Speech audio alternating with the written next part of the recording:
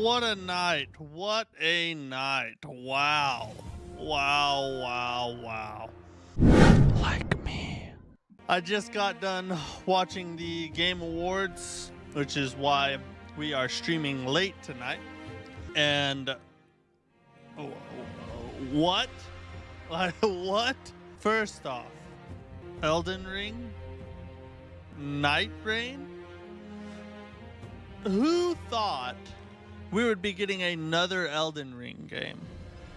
I didn't think that. In fact, all the interviews I ever saw or read about Elden Ring and its future and From Software all seemed to point towards them moving on from Elden Ring, at least temporarily. Maybe they did that on purpose to deceive us and make us think they were heading a certain way so that they could surprise us with this. Maybe we misinterpreted that, or I misinterpreted that, and it wasn't really what they were trying to say. But it seemed like that to me. And then out of nowhere, I see From Software come across the screen. And I'm thinking, okay, here it comes. This is, Dark Souls 4. This is Sekiro 2. This is a brand new IP that we've never seen before. And then I see the grace as the fire is burning. I see the grace on the ground. And I'm like, that's Elden Ring. And here's the crazy thing. Not only is it, so first off, it's a standalone Elden Ring title. This is not a DLC. This is not an expansion. This is a whole nother Elden Ring game.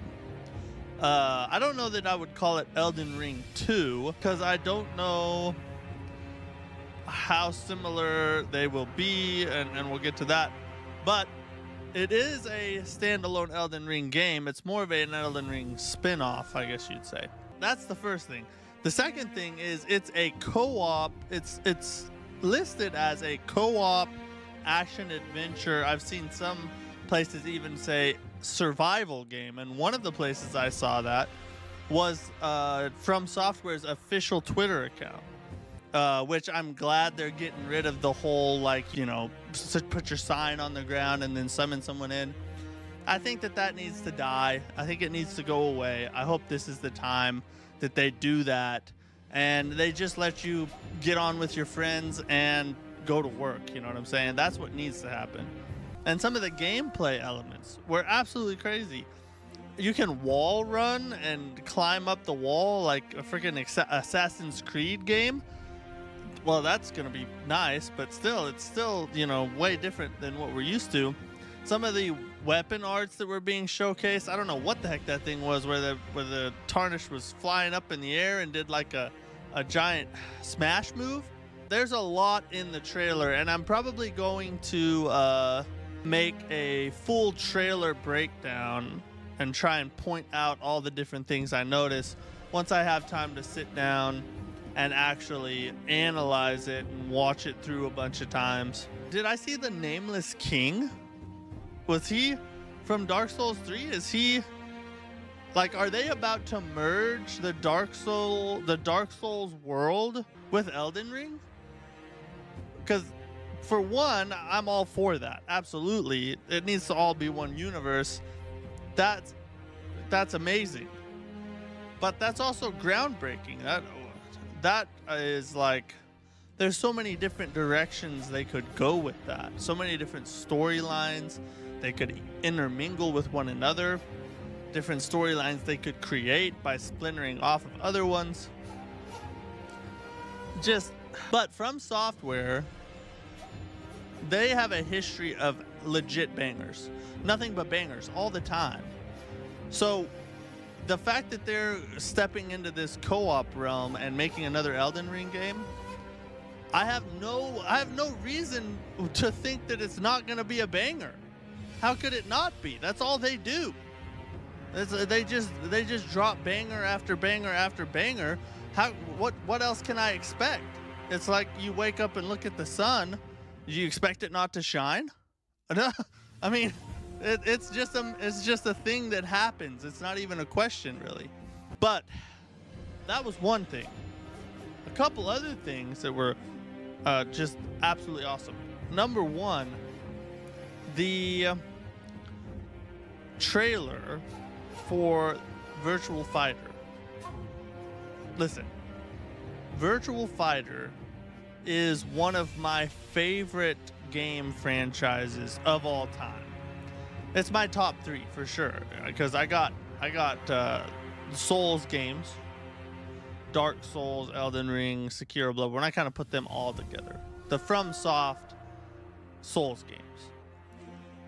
Then I got, and these aren't necessarily in order. I would have to think really hard about the order of what these would be. But the FromSoft Souls games, the Armored Core series, also from Software. I'm a big From Software fan. And the Virtual Fighter series. Those are my top 3 for sure. Underneath that would probably be like Jak and Daxter and a couple others. But I am absolutely ecstatic. You have no idea how long I've been waiting. I think, let me look this up. When is the last time they made a Virtual Fighter game? July 12th, 2006. Now let's look at, because they did like a spin-off of it called Final Showdown. Virtual Fighter 5 Final Showdown. Its initial release date was June 5th, 2012. So we're sitting at 12 years that I've been waiting, because I've been playing Virtual Fighter ever since Virtual Fighter 4, way back in the day. Not a day one guy. I didn't play, Virtual Fighter 3 or any other ones, but way back in the day, Virtual Fighter 4 was the first Virtual Fighter I ever played, and I absolutely fell in love with the game. Mostly because they base all their characters off of real-world martial arts styles. I'm a martial arts guy. I taught martial arts for years. So the fact that they base it off of real martial arts styles is flipping amazing. And the game is just absolutely fun. So I'm like over the moon that they announced that. Finally, I've been waiting so long for this. I may have to create a second YouTube channel, because I don't know if you guys want to see fighting games on this channel, because I typically only cover the Souls games or Souls-like games. But I might start a second YouTube channel just to cover Virtual Fighter, because I love it that much. But here's the next thing. Let's talk about Game of the Year. Okay. I did not expect Astro Bot to win. I didn't. Now, I'll be honest. I've never played Astro Bot. So I am not coming at this from an informed position, okay? I have heard that it is an absolutely amazing game. I've even heard that Game of the Year is completely warranted and that it deserves to be Game of the Year. I just didn't personally expect it because of the other games it was contending against and the type of game Astro Bot is. I didn't really think it had a shot of beating them. It better be really freaking good when I play this game for it to take down those 3 contenders. It better be really good when I play this game, because it just beat out 3 amazing games. Amazing games. So how, the type of game it is, it just doesn't seem like it should have beat them. You know what I mean? Now, there's always the nerdy white kid that, he gets picked on by the bullies and he gets angry enough, and all of a sudden he just goes to town and you find out he's like a martial arts master, okay? That kind of stuff happens all the time. Well, not all the time. Most nerdy white kids just get their lunch money taken, and then, they cry and go home. But I'm getting off topic. Anyway, that type of thing happens a lot. And maybe this is one of those things. But it's suspicious to me. I'm just saying, it's suspicious that it beat all of those amazing games being a platformer kind of goofy robot game. You know what I'm saying? So I thought that if the Elden Ring DLC did not win, I thought for sure Black Myth Wukong was a lock. Like an easy shoo-in. That's why I was so surprised about the Astro Bot win, is because how did it beat Black Myth Wukong? How does a goofy robot platforming game beat a masterpiece like Black Myth Wukong? Or Shadow of the Erdtree, for that matter? How does that happen? It has to be absolutely amazing. Now, like I said at the beginning, I haven't played it.